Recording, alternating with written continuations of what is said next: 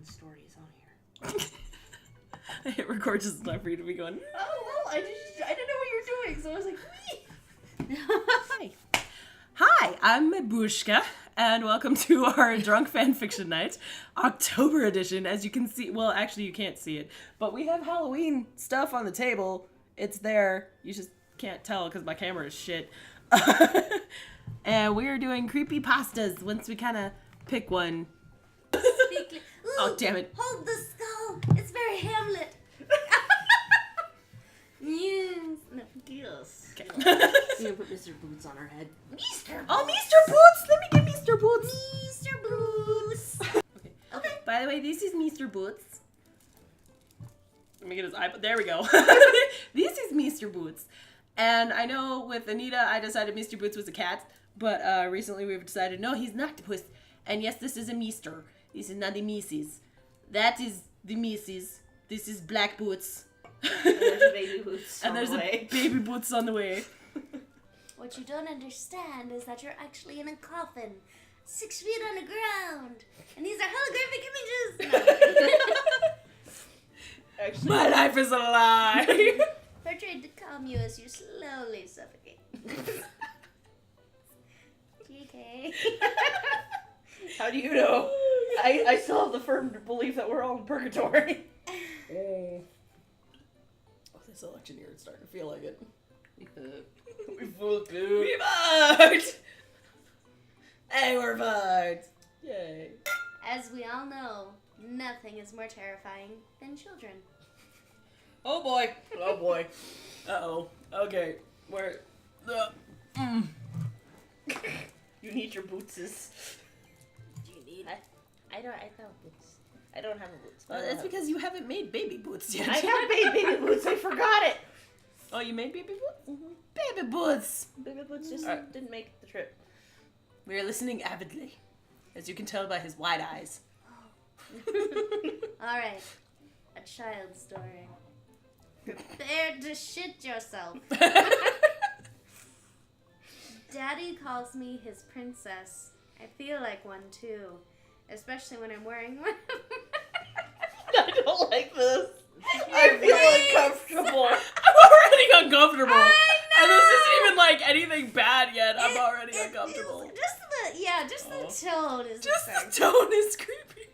Okay. Uncomfortable. Alright. Alright. I'm just gonna start over, sorry. Okay. Okay. I'm gonna try not to react. Do not expect anything. It's okay if you react, that's the whole point. Okay. That's why we have this. Yeesh. And, you know, And people you watching. I only have one of all these the so far. things. Okay. Daddy calls me his princess. Sorry. I feel like one too, especially when I'm wearing one of my princess crowns. My daddy makes them for me. He's an artist, you see. Every once in a while, Daddy says he has a present for me. It's a box, usually wrapped in pretty sparkly paper with a bow on top. I get a big smile when I see it. I tear the paper off and open the box and pull out the thin, noisy paper. And my smile gets even bigger. It's Daddy's latest princess crown. All for me. And it's beautiful. They're always beautiful. Daddy started making princess crowns after my mommy left. I remember watching her leave. She had a big brown suitcase. I still don't know why she didn't tell me goodbye or when she'd ever come back. Daddy says she's not coming home, but I think she will one day. I remember when Daddy gave me my first crown. Sleep. The internet has fucked us all up. Yeesh. I remember when Daddy gave me my first crown 2 years ago. I was 6. I remember before I opened it, Daddy looked scared, like he was afraid I wouldn't like it. I loved it, and I wore it every day until he gave me the second one. I have 9 now. One of my favorite crowns has pieces of silver on it. Daddy gave it to me last year. I love how it sparkles in the sunlight. I've only seen it sparkle in the sunlight that comes in through the windows, though. Daddy won't let me take it outside. He won't let me take any of my princess crowns outside. He doesn't They're want made them from to get... people, aren't they? He doesn't want them to get broken. Oh, my mistake. I'm sorry. You're right. Obviously, that's the only explanation. How would you even make a crown out of a person? I'm sure there's a way. Nobody tell me. I don't want to know how you would make a crown out of a I person. can list a couple sorry. of ways, Continue. actually. When I have a friend over, Daddy makes sure all of the princess crowns are in the crown room. That's where he keeps them safe. It's where he makes them, too. I've never been in the crown room, and I've tried, but Daddy always keeps it locked, and I don't know where the key is. I'm not allowed to show my friends the crowns because Daddy thinks that they'll break them or one of my friends will steal them. That's why I can't tell my friends about the crowns either. If I do tell, he'll never make me another one, and he'll throw them all away. I don't want that. I love my princess crowns. Hey, princess, Daddy says to me with a smile. He says, I've got a present for you. And I see the box behind him on the dinner table, all sparkly with his pretty bow on top. I smile big and run over to it. I tear off the bow and the paper, and I open the box. I pull out the noisy, thin yellow paper until I see it, and I smile even bigger. It's beautiful. My daddy points out what he did with the teeth on this one. I try it on and see what he means. 3 teeth in each It's side. people! I told you they were people! Technically, just teeth. Just the Just teeth? the teeth. Oh, God. Are they not? Okay, sorry. Continue. I'm fine. 3 teeth in each side fit snugly between my locks to keep my new princess crown in place. I look in the mirror. It's beautiful, and I look like a princess. Then I notice this crown still has food on it. I take the crown off and look at Daddy. Usually, he's the only one allowed to clean the food off. I did not read this one. Okay, he's the only one allowed to clean the food off. He smiles and nods, which means he left some just for me. Oh, my God. I pick the meat off with my teeth. It's It's very yummy. I put my crown back on my head and smile at my reflection. What are you wearing at? Then I look at my daddy, who smiles back at me. I love my daddy. I'm his princess. Your daddy is Hannibal Lecter. Just a little.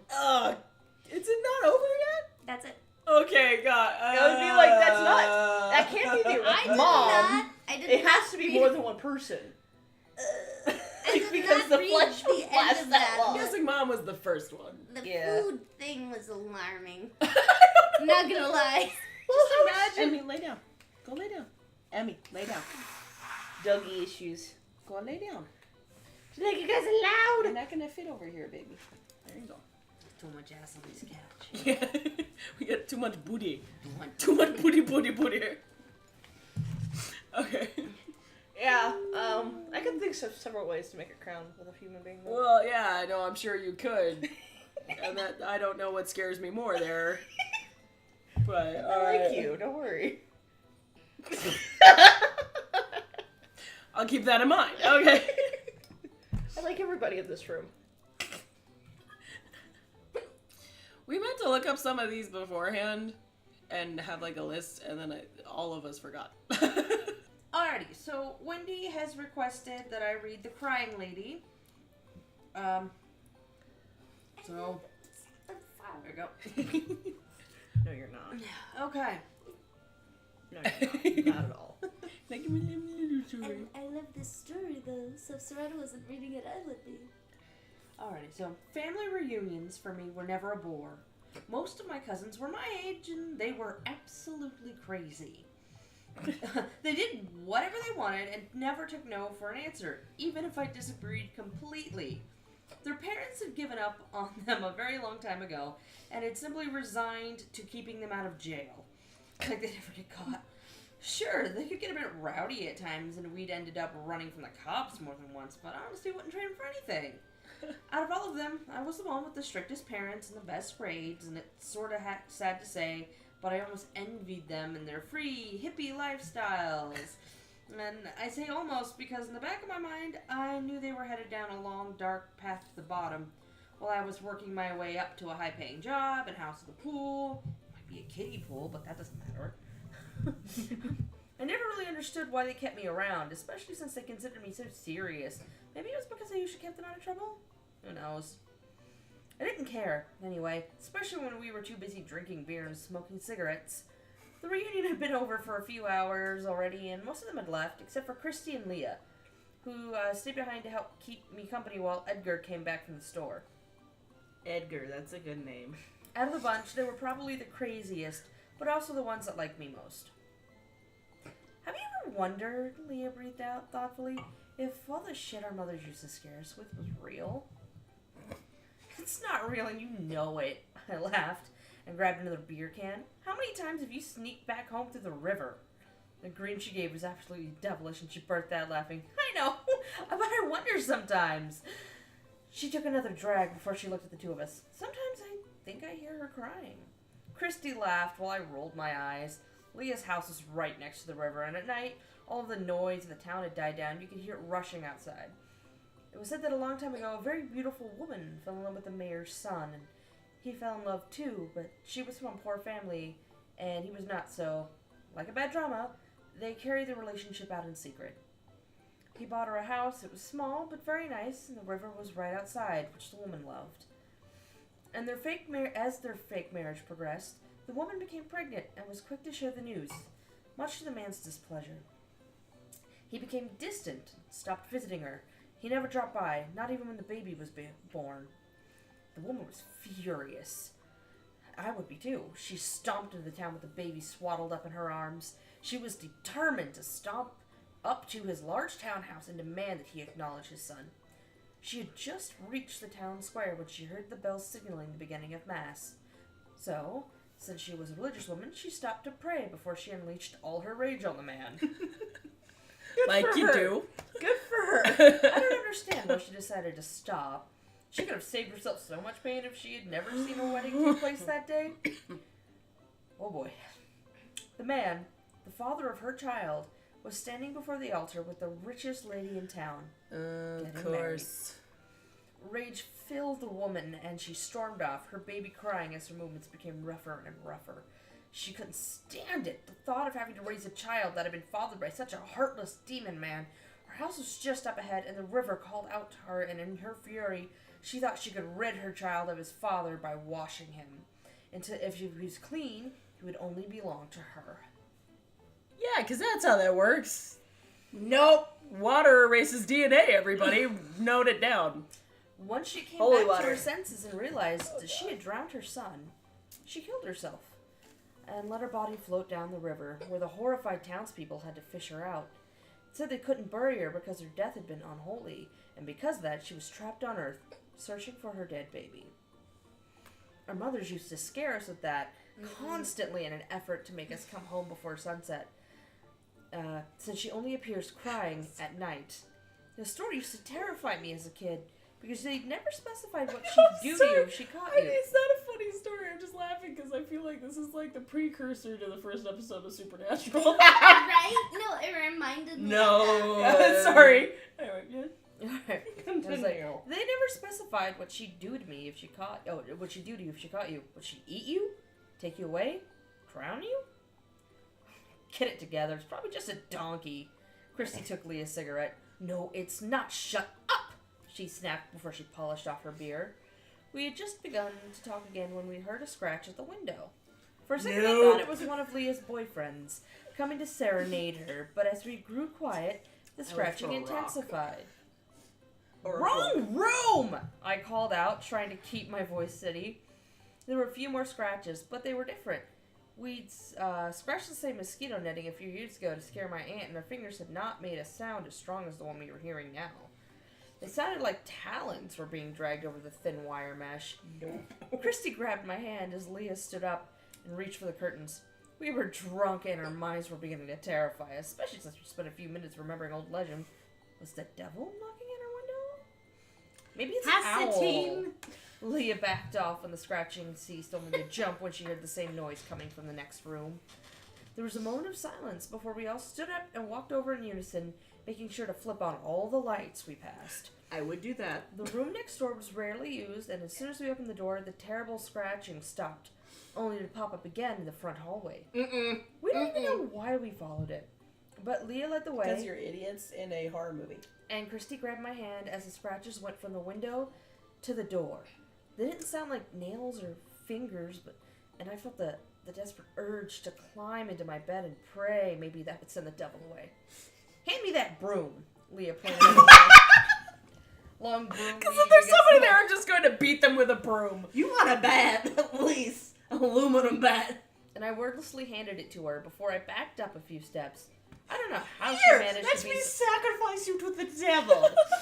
I don't know Here, how... you go first. I don't know You're the how... expendable one. Sorry. I don't know how she managed to be so brave. Maybe it was the alcohol.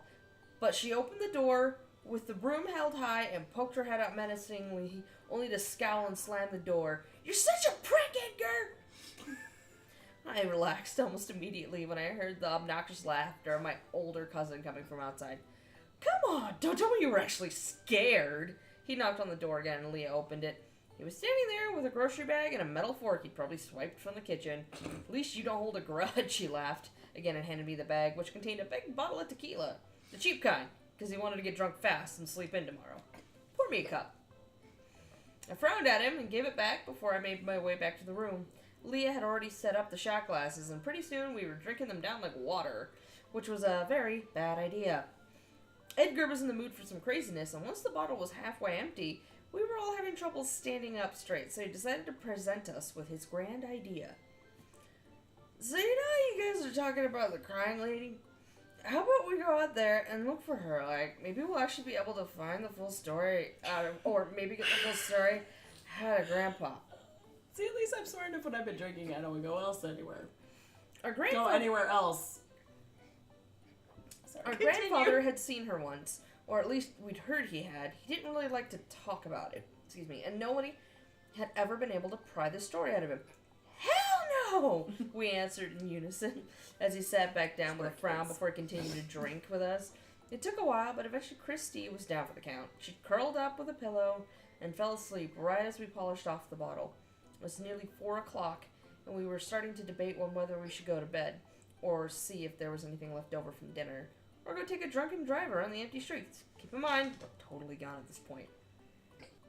We were babbling by this time, and we were absolutely down for anything at all. Edgar noticed and took advantage. Come on, you guys, let's go look for her. It'll be an awesome story tomorrow. We can scare the children. Leah was laughing, and I joined her. We read a book. This went on for a while, but the point is, we agreed to a very stupid idea. Edgar grabbed the broom Leah had threatened him with earlier and led us out the front door, making sure to leave it just a tiny bit open, and down the path that led to the river. The bird would lead the way. It had been raining quite a bit over the past few days, so the ground was muddy, and we took quite a few tumbles. After a particularly nasty one that left my head spinning, I wanted to stay there and slowly crawl my way back to the house so I could sleep the alcohol off, but Leah wouldn't let me. She grabbed my arm, and we both stumbled after Edgar, who was already yelling into the night, his words slurred. Come on, lady, I'm waiting for you! He brandished the broom above his head. I'm here to help you find your baby! Uh-oh. No. A cold breeze swept through us, and I shivered. Something happened, and my fuzzy brain was having trouble understanding it. The sound of the river had magnified for a terrible second before it died down again. Edgar was still screaming and brandishing his broom while Leah was squeezing my hand, her unfocused eyes scared as they looked around. She knew this was a bad idea, but she wasn't going to admit it, especially since she'd agreed so enthusiastically moments before. I was already moving my feet, pulling them out of the sticky mud so I could walk back to the house. The breeze had died down, and I jumped when Leah's nails dug into my arm. I turned around and saw Edgar fall, his broom forgotten next to him as he scrambled towards us. His movements were desperate, and he kept looking around, as if the lady had finally appeared. He was still on the ground, panting and crawling, before something I couldn't see picked him up by the back of his shirt and stood him up. His eyes were wide and terrified, and I struggled to stomp past the mud and reach the grass, where I would be able to run back home. My heart was in my throat, and it almost exploded when something heavy knocked me down to the ground. I thought it was Leah, and that both she and Edgar had concocted this terrible prank to scare me out of my wits, but I could hear Leah screaming somewhere ahead of me.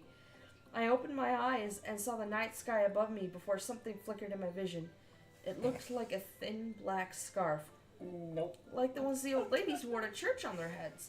The scarf hit me in the face and I recoiled violently. It was soaked with cold water.